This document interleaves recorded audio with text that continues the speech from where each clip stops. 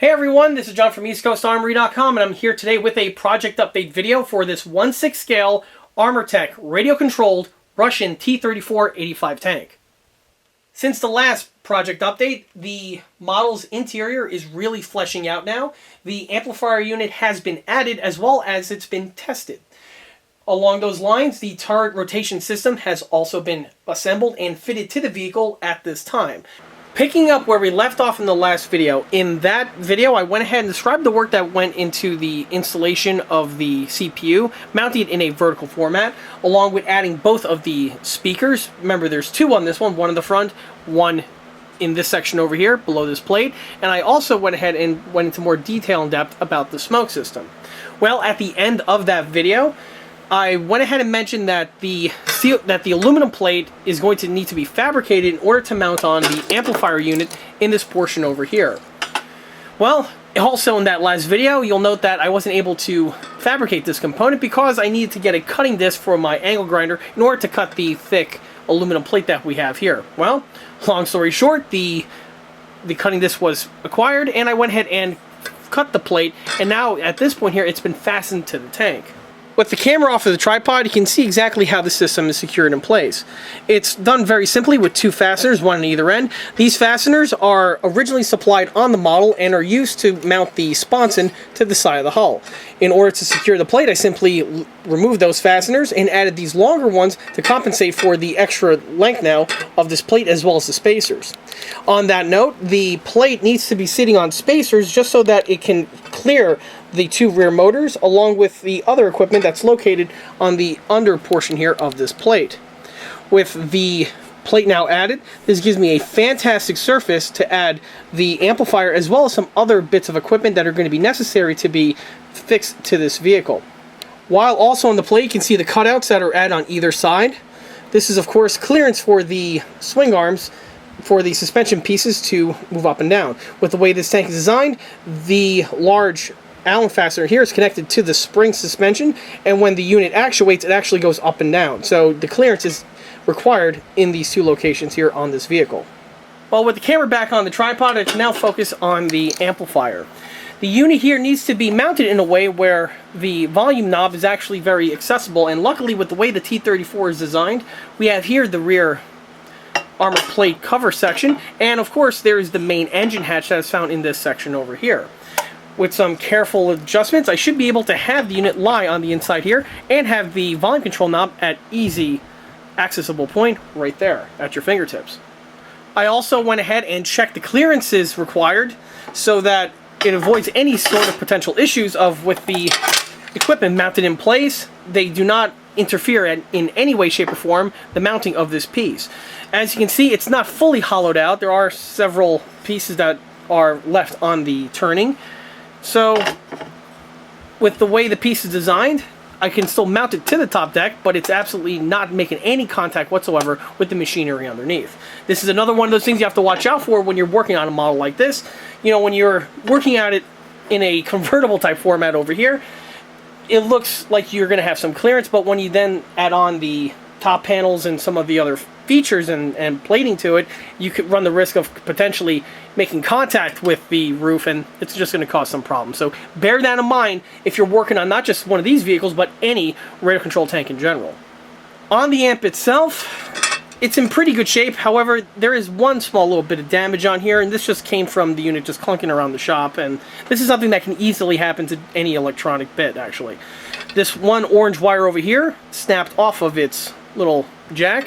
The jack is still in great shape, and there's one prong here that's not being used, so I'm just going to go ahead and flip it around, and I'll be able to solder this connection back to its appropriate location. Once that's done, the piece is fully repaired. As you can see, with the way the set is designed, only one of the prongs gets utilized, so this should make the repair much easier. With the amplifier now out of the way, the next thing I'm going to turn my attention to is the turret rotation system. The turret rotation system consists of the components that we have here on the table. Starting with the biggest is, of course, the roof of the vehicle. This is the front portion of the roof. With the way the T34 kit is designed, you have two sections. This is the front portion, which consists of a single section of laser cut aluminum plate. And then the rear section, which I showed earlier, which is that big CNC'd aluminum chunk that was used for the rear portion of the grille work. On the front section, you can see, just like with the other portions of the kit, they were all countersunk for the use of fasteners in order to secure them to the vehicle. I'm on the fence if I'm going to use this system or not, as opposed to having some kind of a magnet lock system, which I've used on other builds in the past, but something like that is going to be discussed probably in the next video or two. But back to the turbo rotation system. Here we have the turbo rotation motor. This here is basically common on all these Armortek kits. I believe that they've been changing their systems in the recent generation, so this one here is going to be a bit outdated compared to some of their more newer releases, like the Jag Tiger or like their brand new M4A3E8 Sherman, which, by the way, spoiler alert, I pre-ordered one. So that's going to be the coming attraction of a future video series that I'm really looking forward to. But back to the topic at hand. Here we have the turbo rotation motor. This is your standard geared motor. I believe this might be the same one that's used on the King Tiger that I'm working on at the moment. If anyone knows about that project, you'll notice that on that build, I actually had a problem with the turbo rotation motors that were made from a certain production period where they had a fault with their inner gearbox here where they stripped out. So I'm going to be going ahead and testing this as well as seeing the manufacturing date to see if it's the same production batch. If it is, I'm probably going to go ahead and preemptively open this up and do the solder trick that I mentioned in the other video, and I actually have a tutorial video on how to do that. But back to the model here. The next thing consists of this CNC'd aluminum bracket. This here is the motor mount and secures the motor to the top deck. Pretty simple affair, and it's also one that's been utilized on a lot of these Armortek builds for, again, some pretty good reasons. They work really well. In this little bag over here, we have the actual turret rotation gear. It's really well sealed, this one. Really, really well sealed, and still in its original Cosmoline or machine oil, which is, or let's just say packing grease, which is great, prevents any rust from occurring on the surface, which, as you can see. The piece is made from a single piece of CNC'd steel. These systems are very robust and are basically part and parcel of what you see on Armortek kits. Originally, they would have had a two-part assembly where you had a CNC steel gear on top of a brass or a steel inner liner. This system was replaced about 12 or 15 years ago with the one single piece unit that we have here, and this is a great improvement over the earlier ones because since it's one piece, you're not going to have to worry about it stripping or anything, so that's one advantage. And then the next thing we have here is a Viper speed controller. These Viper speed controllers, I'm not exactly a fan of. I've utilized them on two other Armortek builds, and honestly, they're a hit and miss with me with the way they work. I believe if you use a lead-acid battery, they will work just fine. But the problem that I had, well, it wasn't with the system itself. It actually configures very easily and pretty much effortlessly. But the problem that I ran into with these systems is that with the lithium-ion batteries that I use, apparently it has a problem with these units where if the batteries are fully charged, the units will not work. After the tank is driven for about a minute or so, I guess the voltage then dips to a certain point, and then this unit here will be able to function absolutely perfectly. Because this model here is using lithium-ion batteries, honestly, I'm just going to forego this unit altogether. Luckily, with the way the electronic system is designed on this generation of Armortek kits, with the CPU board, there's actually two built-in speed controllers, and one of them is actually a dead circuit if you utilize the Viper system. But since the Viper system is not going to be utilized, I'm just going to patch it into the one that's found on the CPU, and that one's going to be used to rotate the turret. The only thing I do want to mention is that one advantage that the Viper does have is that this does give you speed control over the unit, so you have some gradation to the speed that you can rotate the turret. With the one that's built into the CPU, it's just an on and off system, so the turret will just move at a constant speed, either left or to the right. Me personally, I don't have a problem with that. I think it actually works great, and the unit is extremely strong and robust. And by the way, it's one less bit of equipment I need to find a way to shoehorn on the inside of that already really cramped interior space. So with that out of the way, I'm going to be going with the other system. And by the way, the other system is basically has been used on the other Armortek tanks since the company's founding, and I personally enjoy that system. It's something to be said about simplicity. On the new generation units, this entire, I should say the Viper system, I don't even think is even utilized anymore. So this here is basically a dinosaur type setup. And I'm not sure how the other systems are functional, but this system here I know is for a fact is no longer used. But this is a older generation system, so that's something that you can easily come across if you encounter one of these kits in the wild. Armortek have been utilizing these sets here since I believe circa 2015 or so, and they just only recently phased these out. So there's probably a good number of them still floating around the secondhand market. Well, it turns out that it's a good thing to do a little bit of homework, because this motor here that's supplied with the T34 kit is from the exact same production batch as those other two faulty motors that I mentioned in the other video. If memory serves, the production date would be 11/10/2012. This motor here was one of the ones that was stripped out, but I actually went ahead and restored and repaired this one, so this one here is actually good to go. And this leaves me for a bit of a conundrum. Do I go ahead and use the one that I restored, or do I roll the dice with the one that's applied with the kit? You see, both of the motors that I ran into that stripped out were both on a heavier turreted vehicle, namely an Armortek Tiger 1, as well as on the Armortek King Tiger. Both of those have turrets that are way heavier compared to the one found on the T34-85. So with that lighter weight, the motor here should be able to do the job theoretically without stripping out, of course due to the lighter weight of that mass of the turret. However, is that something I want to roll with? I think I might err on the side of caution on this one and use the refurbished motor that I have here on hand as opposed to the fresh one that I have, because this one, in my opinion, just has too many unknowns. And plus, you know, it's from the same production batch. I've literally had two of these motors in a row strip out, so you know, all signs lead to that it may happen again. So I think I'm going to go with this one here. It's the same exact motor, should mount into the motor mount without any problems. And like I mentioned before, this one I know has been restored because, you know, I basically did it prior to doing the other one live in the video. And just like I mentioned before, if you do have a motor like this and it does strip out on you, don't panic. It's a fairly simple procedure to go ahead and restore and repair, bringing it back to its intact position. And to do that, it's in the video link listed below in the description, where I, again, take you throughout the entire steps from start all the way to finish in exactly how to repair and refurbish one of these motors. So check that out in case you have an interest in that. Before I can actually mount everything in, I need to go ahead and test it and make sure it's all operating properly. So here I have the amplifier unit temporarily patched into the system. That aluminum plate that I mentioned before was temporarily removed. Of course, this is going to be mounted once it comes time for fitting of this component. The octopus of wires that you see here, it looks like chaos, and well, it is at the moment, but it's actually controlled chaos. In the instruction sheet here, they actually have a pretty good diagram on how to wire everything together.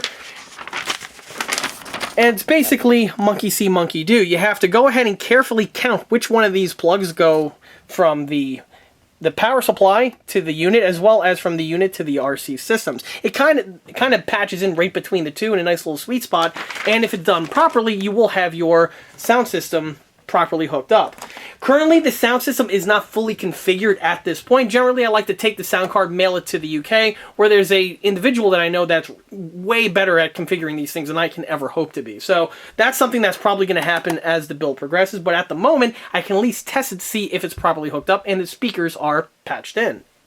In order to even patch in the unit, besides those jacks I mentioned before, the power supply as well as the speaker system was also configured at this point.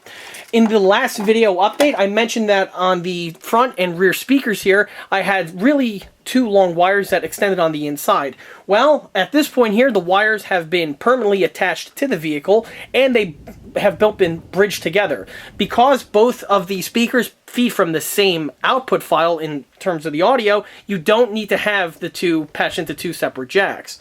So the two of them bridge together, and that's via this little cord that I have right here. This little candy color cord was the original one that was supplied with the model, and I just went ahead and connected it to it.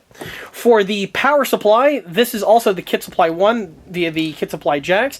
They have been extended from the kit original ones because of the orientation of the CPU. Trying to go ahead and make new ones was really problematic, so I just made an adapter piece that bridges the two together. One other thing I want to point out, on the CPU here, there is a second port in order for it to patch into the power supply. That is intended for the Viper system that I mentioned before, but it can also be used as a way to add accessories to your model. On many of my other Armortek tanks, I usually use this system to power up any sort of accessories like the engine or the refueling pump system, things along those lines. For this model here, it's going to be a little bit of a different story because obviously there is no detailed engine compartment, and I'm not going to patch in a electric pump at this time, or I'm still on the fence about it, but I'm leaning towards no because the refueling spout's right here in the aft of the engine deck. But I am going to feature a really cool accessory on this model. It's going to be a function that I've yet to see been done on any radio-controlled T34 in both 116 as well as 1.6. It's something that, again, has just been absent on all the other builds. And I've seen some really nice RC T34s out there, but this one feature it's missing. So this is definitely going to be something groundbreaking that's going to be added to this model here, but I'm going to be discussing that in the next video update, I promise. However, I will say it has to do with this little extended wire that I have here that patches into the T section that feeds this as well as the original Viper. While on that topic, if you do want to keep the Viper system, but you want to add further functions to it, whatever imaginative thing you might think of, you can do that by basically patching into the same cord that I have here. On my past builds, what I've done was I take the power supply and I connect it to a bridge type system, and from here this allows me to plug in as many accessories as I deem necessary. So that's another way to really squeeze out some more functions out of your kit supply power supply. And this is true for not just this rendition of the Armortek, but also the earlier electronic systems that came out before this. Can't really comment too much on the new one because obviously I've yet to build a tank with that system, but I wouldn't be surprised if there's a feature very similar to this. But that's something for another video for another day. Well, back to the RC functions, like I stated before, it is currently patched in. For the radio on this one, I actually changed it up. I have this Fly Sky radio over here. I picked this one up off of Amazon. And for this one, right now I'm experimenting with the Fly Sky radios. And on my past builds, my main go-to were Futabas, and I still do like the Futaba radios, but I've been reading a lot of really popular things lately on the Fly Skies. A lot of individuals like them and have some good praise for them. So I decided, why not? The prices are really good on them, and I want to see exactly what all the hubbub is. Right now, I have everything patched in, so let's go ahead and turn it on. Of course, the first thing you always do on one of these tanks is turn on the radio. Once it's patched in, I can then go ahead and turn on the tank, which, by the way, the main power is off at the moment. Now it's on. Like I said before, there is a main cutoff on this model. The tank is currently powered on. Now, as you can see, the tracks are live. Oh, by the way, did you hear that beep that came from the speakers before? If you didn't, let me go ahead and retry that. Not the first beep, but that quick high-pitched beep. That is the sound system turning on. And those sounds are emitted from the two speakers that are found on this tank. In order for it to start the sound system, I'm going to use this radial knob here. In order to use the sound system on the Beneden, you do need a radial knob. Now, this is really bare bones. There is an encoder that needs to be added. I'm not sure if that's even going to be working with this Fly Sky, so I'm going to be asking my contact in the UK to see if this system is even viable. But in order to test it, I was able to get the fire up before, and that's done with this knob. Let's see if lightning can strike twice.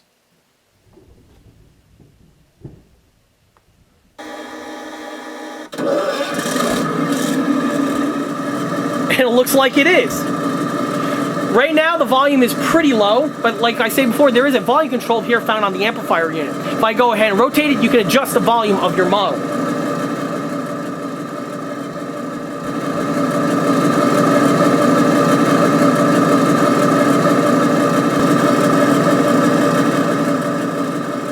For the testing purposes, I'm going to keep the volume at a medium to low range, just so that I can actually talk into the microphone and not be overpowered by the tank. So that's the engine rev up, or I should say the idle noise. Let me make sure no wires are overhanging. That would suck. Okay. Oop. I don't want that to drag into the tracks. Alright, so now let's go ahead and see if there's actually any sort of throttling.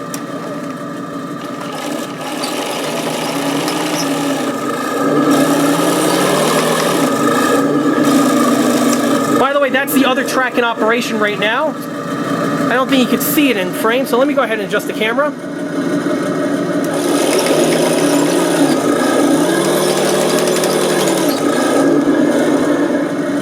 That sounds pretty good. Right now, the other track does not have any sort of sound control to it. But oddly enough, the turret rotation motor does, so that's a bit weird. But again, that's something to be discussed with my contact in the UK. Turn the tank off, as well as kill the main power. Okay, so now that the tank is off, there are ways to patch that. You have to configure the sound system where you have to take apart this plate here and you have to play around with the little button that's found on the Benedetti sound system. Again, this is something that's always been hit and miss with me, so I may give it a shot to see if I can get it to work, but realistically I think I'm just going to go ahead and go with the contact route where I send it to the UK and have the wizard go ahead and take care of it from there. But now that I know that the speaker's working and that the amplifier unit is operational, I could go ahead and secure this unit to that bridge plate that I mentioned before in a permanent manner. Well, after not a whole lot of time, I was able to get the motor fully assembled, as well as also getting the bracket and the top deck here with their coat of red primer. For the assembly, this is done solely out of the box. The only change I made, or addition I should say, was the addition of some lock washers to all four of the mounting fasteners. This is something I've done in the past, and it's something that I do and omit sometimes, just depending on if I have the equipment on hand. It's one of those features that doesn't really hurt much, and it's more or less a why not. On the fasteners, I use blue Loctite on them because in case I ever have to remove this unit here, the blue Loctite is more easily removed compared to the red stuff, which possibly can strip out the fasteners. Not necessarily it can happen, but it's less likely with the blue. On the main gear itself, one change that I make is with the replacement of the fastener. On the kit, it's designed to use a flush grub fastener. I really don't like to use those on this component over here for the simple fact that the grub fasteners have a bad habit on stripping on you if you even just add the slight amount of torque to them, while on a regular bolt like this, they are much more robust. So you could really crank down on it to keep the unit firmly in place, but in case you ever have to remove it, it's much easier to undo this bolt as opposed to a grub fastener. As for what's going to happen next on the top deck, well, that's going to include this little pouch that we have here. This pouch here contains the kit-supplied ring and neck for the turret. The pieces are still wrapped in their original little wax paper. And opening it up, and here we have both the main rotation gear. Set that aside for the moment, but more importantly, the brass bushing.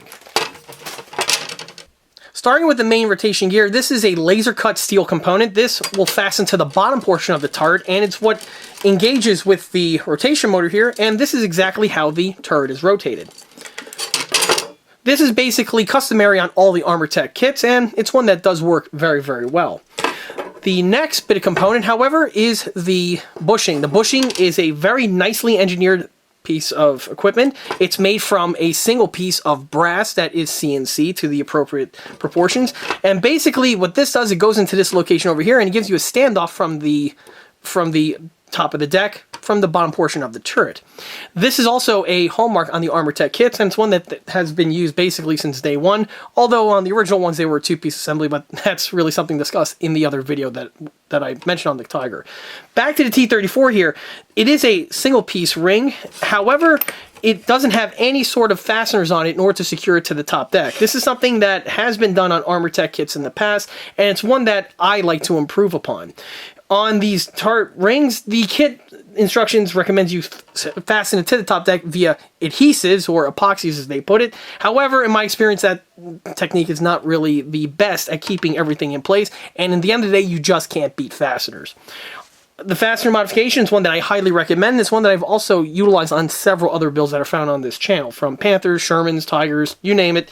It has the ring here fastened to the top deck. Also on some more recent Armortek builds, they actually go ahead and include the fasteners in order to do this. So even the Armortek themselves know that the fasteners are a superior way to secure these to the top deck. As for the fit, it's pretty good. It's a bit on the tighter end, which is what you want. You really want those tight tolerances in place. I may have to remove just a slight bit amount of material found on the ring, or not on the ring, you never touch this, I mean on the top deck here. This is done with a sanding drum, or I should say a big ass sanding drum that I have on my drill press, and I could just go ahead and remove just a little bit of material. The reason why it's snug is probably from the layers of paint that are built up on the surface, but in the past these pieces are very finely machined, or I should say the tolerances are very finely and precise, so you might have to remove just a smidge amount of material in order to get the piece to fit on appropriately. In order to do the hand fitting procedure, here I have the top deck on my large capacity drill press. In the chuck, I have my really big sanding drum. It's literally like the ones that you get for the drum, but just a larger version of it. With this tool, I could go ahead and just remove a fine amount of material along the edge in an even manner. And once the appropriate material is removed, the brass ring will then drop directly into place. So let's go ahead and cut across to when that's being accomplished, and then I can proceed with the next step. After a few passes with the sanding drum, the ring just drops directly into place. From here, it's now ready to get the next step of the mod, which is going to be adding the fastener location holes in order to secure this thing to the top deck in a permanent manner. To secure this ring to the top deck, I'm going to be utilizing M3 fasteners. The number that I'm going to be utilizing are 4. You really don't need to have too many to do the job. I like using 4 because it allows there to be an even amount of pressure mounted to the surface, and it distributes everything evenly. You can possibly do it with 2, but I just feel more comfortable with 4. Some individuals go a little bit crazy with it and add anywhere between 6 to 10, but again, for me, 4 is the magic number. It's going to be on these locations. Now, I basically just eyeballed it to make it as even as possible. You don't necessarily have to go in here with the ruler and all that. You can if you want to go, if that's just something that you want to do, but it's not necessarily that important. The holes are marked on the bottom portion here of the ring, and the reason why I'm doing that, and this is, by the way, important, is because of the rim that we have here. If you're drilling it on the top, you really don't know where the rim is, and you run the risk of possibly going too close to the rim, and if you do that, you're not exactly going to have the hole in the appropriate location, and it's going to be harder to put the nut on, and basically you're not doing yourself any favors. So by doing it on the inside here, I know exactly where the hole's got to go, and should be plenty of clearance for the fastener then, I'm talking about the nut, to secure this thing to the top of the deck when the time comes. So now that the holes are marked, I'm going to go ahead and drill them out on my drill press with an 1/8 of an inch drill bit, which is the perfect size if you're drilling holes for M3 fasteners. And here's the ring with the holes added. Of course, the holes are added via the drill press, and it's true for both the main holes as well as the countersunk holes, which I'll touch upon in a second. And again, like I frequently mention in these videos, if you are interested in buying an Armortek kit, one of the mandatory pieces of equipment that you are going to need is a drill press. There's no way around it. I get asked that question quite often. Anyway, on the ring itself, the holes were drilled in with the 1/8 of an inch drill bit, but on the outside here, I added countersunk cuts. The reason why you need the countersunk cuts on the outside is because, well, obviously once the fastener goes into place, you need to have the unit below the surface of the metal, just so that the turret can move in an uninhibited manner. It's also at this time that I want to mention something that was brought up in one of my earlier videos by an individual who was actually an engineering student, and he asked about the fasteners, why I over drill them. And he said that, well, you know, you should just keep them flush and then you'll be good to go. And he thought I made a mistake by over drilling into the material. And that's not true. The over drilling is done 100% on purpose. The reason why I do that is because when you're adding countersinks like this, you don't want it flush with the surface, because you will never get it flush.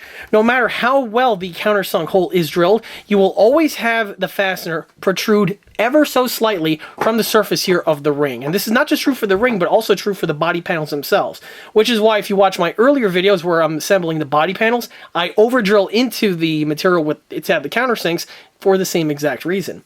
The fasteners will never be flush. It just never happens. If you run your finger over it, you will feel the fastener snagging on your finger. And for this piece of equipment here, that's unacceptable. You want to have it as flush as possible, again, just to have the turret rotate. The flusher the ring, the better the turret's going to spin.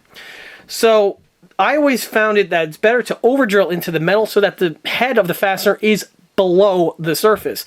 If it's below the surface, you're not going to have any sort of obstruction that's going to be inhibiting the turret from rotating. On the body panels, if it's below the surface, it makes it easier to add the body work to sand everything flush. So there it is in a nutshell why I tend to over drill my countersunk fasteners. Another one of those tricks that you don't really think about when you're assembling one of these models is exactly the whole layout that you're going to need to add for the ring. Human beings, we tend to have a very organized mind, or most of us do anyhow, where most of the people, where they have a 4-hole type setup like this, they're going to want to mount it in this type of a format, where you have the 2 holes going straight across the side, and the other two going directly vertical. And if you do this, you're going to run into some problems because you fail to factor in some of the interior braces that are found on the hull. On the front here, there's going to be a brace that's going to be fastened to the front plate. This is going to be discussed more in the next video, but with that brace added in the front here, if you have the fastener located right over here, it's going to run into it. Not necessarily too much of an issue on the front, but it's more true for the one on the back. If you focus on this one over here, you're going to run directly into this solid piece of aluminum, and now you have to make cuts and come up with solutions to solve that. So, on this one here, rather than going with that type of format, I'm going to watch the world burn by going at it in an angle like the way you see it here. Now that the holes are canted, there are absolutely nothing of any sort of structure that's on the bottom portion here that can interfere with the fasteners going to their appropriate locations. Also, you want to keep in mind of where the gearbox is going to be located for the turret rotation motor. If the fastener is too close to this, obviously it's going to cause some problems. So these are some of the factors that you have to incorporate when you're doing a model like this. At this point here, the holes have been marked with a Sharpie, and now I'm going to drill them out, and then I'll finally be able to get this ring mounted to this top deck. And at this point here, the ring has been permanently affixed to the top deck via the 4 fasteners that I mentioned before. Note that how the fasteners are sunk below the surface for the reasons that I mentioned before. And it leaves for a very nice and smooth surface here for the turret to glide on. I am going to probably hit it with just some fine sandpaper just to smooth it out any further. This is not because of the fastener, but just because of the small little burr remaining from the drilling process. But this is something that can easily be addressed in a few minutes. On the inside portion here, you'll see that the fasteners have been trimmed. This is done in order to prevent any sort of snagging or other issues that can emerge by just having really long fasteners descend from the top plate. These were simply just trimmed away with the Dremel with a cutting disc, and it makes really short work of them. Of course, red Loctite, by the way, is used on all of these fasteners. Because of this ring here, this ring needs to be permanently attached to the roof, and it's not something that ever needs to be removed. So because of that, the use of red Loctite is a perfect solution for these fasteners. And with the motor fully assembled, it was then time to secure it to the top deck. This is done via the 2 fasteners that we have here, and these are the kit supply ones, and in their kit supplied locations. On this model here, I went ahead and needed to fabricate a spacer plate in order to have the motor descend further from the roof as it was kit originally intended. This is something that's a common occurrence on these Armortek builds. I've fabricated numerous of these little spacers for the same procedure. On this one here, the spacer needs to have been doubled up because of the way the gear sticks out a little bit further compared to some of my other works, and that's due to the lock washers that were added to the plate that I mentioned before. However, once mounted, you'll see that the gear here makes absolutely no contact with the roof or with the brass bushing ring. This is exactly what you want when you're building one of these Armortek tanks. Otherwise, you run the risk of putting strain on the motor if it has to grind on the roof or on the bushing ring. On some builds, I've even went ahead and went so far as to remove this small little section of brass on this portion over here, but on this build, it wasn't necessary. At this time here, I might as well test out the turret rotation system. Turn on the radio, power on the tank. By the way, the power switch is not going to be kept here. This is obviously going to be moved to any other location on the tank, but more information on that is to come, of course. However, I can still at least test the system out.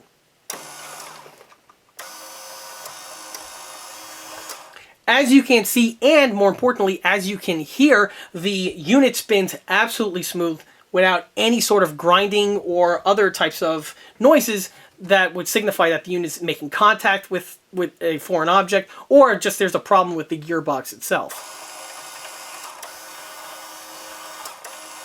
Moving backwards takes us to the other interior components that have been mounted, namely the amplifier system. The unit is secured to the aluminum deck via silicone. Like I frequently mentioned, the silicone does a great job with keeping everything firmly in place, but it's a temporary bond, so if I ever need to remove it for one reason or another, no permanent damage can be done to both the unit as well as to the floor itself. The panel is secured in place via those two fasteners, and they are blue Loctited in place. Again, in case I need to get access to the lower portion, the fasteners will pop right out without any problems. The interior is also starting to clean up with its electrical systems. Note, here we have the radio. The radio I'm probably going to end up moving. I'm not sure if I'm comfortable with leaving the RX directly over the speaker system here, as well as also with the motors. This electronic interference possibly can affect the radio range, so more than likely I'm going to be moving it to this portion here of the sponson, but more information on that, of course, is to follow. However, this does give me a nice real estate area over here to mount some other bits of equipment. More information on that will, of course, come. On the smoke system, on the side portion here, or I should say on the rear portion, one of the plugs have been added. Like I mentioned in the other video, there are several ports drilled into this piece here in order to help you configure it in a multitude of different ways. That rear plug is not going to be necessary, so I plugged it up with the kit supplied fitting, which is of course made from CNC brass. Now there are just 3 holes left. These 2 over here are going to be wide off and go to the exhaust manifolds when they get manufactured, and the one on the end is going to be used for the refill, but again, I'll have some more info on that. On the switch here, this here is going to be configured in this location, but I'm currently working and designing a bracket system to hold that switch in place. With the other rear plate now added, you can see how the entire vehicle is beginning to take shape, and it's really starting to flesh out into the shape of a T34-85. By the next video or 2, I should be on the turret, which is something I'm eagerly looking forward to because it's probably the coolest part of the whole kit. But obviously, more information on that, of course, is to follow. And with that, that wraps up this project update video for this Armortek 1/6 scale radio-controlled Russian T34-85 tank. If you like this video, be sure to subscribe to this channel, where it's a great way to keep up to date on new posted content, being 1/6 scale project update videos like this fellow over here, or the other smaller scale model showcase videos that frequently get posted to this channel. Another way to keep in the loop of new posted content is by liking us on Facebook. There, I have more photographs of this particular build that have been posted since the project start, along with the other smaller and larger scale builds that are published on this channel. Furthermore, don't forget to swing by EastCoastArmory.com for more 1/6 and 1/16 scale builds and detail components. See you guys on the next one. Take care.